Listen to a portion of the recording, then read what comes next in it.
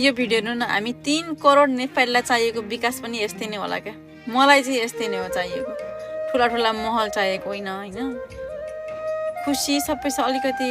खुसी होस् शान्ति होस् हैन आफ्ना बेसिक आवश्यकताहरू पूरा गर्न समस्या नपरोस् कसैको अनुहारमा उदासीनता नहोस्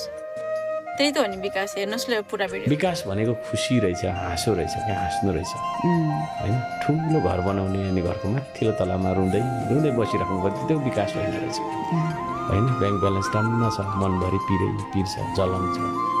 हैन भने त्यो पनि विकास होइन रहेछ त्यसले गर्दाखेरि हाँस्नु चाहिँ ठुलो कुरो हो भनेर म हँसाइरहेको हुन्छु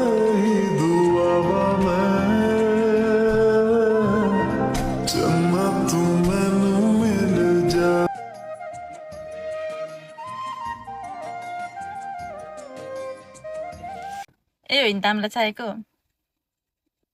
जय देश जय माटो